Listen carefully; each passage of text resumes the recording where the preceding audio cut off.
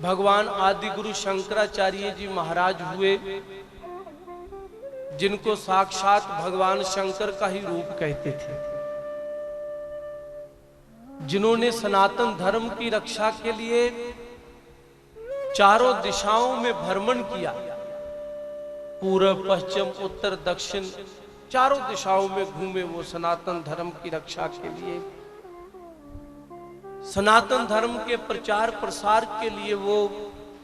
गांव-गांव, शहर-शहर, मोहल्ले-मोहल्ले गए, गरीब अमीर सबको मिले और सबको वेदांत का ज्ञान दिया उन्होंने, वेदों का, शास्त्रों का, उपनिषदों का ज्ञान दिया उन्होंने।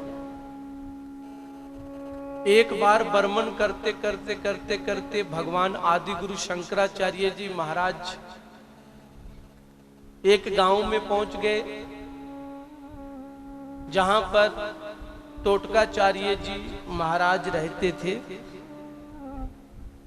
और उनका भगवान के प्रति बड़ा प्रेम था, बड़ी लगन थी, मन में बड़ी जिज्ञासा थी और मन में यह भी श्रद्धा थी कि मुझे कोई ब्रह्मनिष्ठ गुरु मिले, मुझे कोई पूर्ण तत्वदर्शी गुरु मिले, जिसकी संगत करके, जिसका सत्संग सुन के मेरे मन के शंका, संशय, भ्रम आदि सब दूर हो जाएं और मुझे परम पद की प्राप्ति हो, मुझे कैवल्य पद की प्राप्ति हो। अब जब टोटकाचार्य जी महाराज ने आदि गुरु भगवान शंकराचार्य जी महाराज को देखा, दर्शन मात्र से ही बड़ी शांति मिली। गुरुओं के दर्शन मात्र से ही बड़ी शांति मिलती है, क्योंकि दर्शन जो गुरुओं के होते हैं ना, वो सारे तीर्थों का फल है, सारे धामों का फल होता है। शास्त्र कहता है साधु नाम पुण्यम दर्शनम तीर्थ भूता ही साधवा।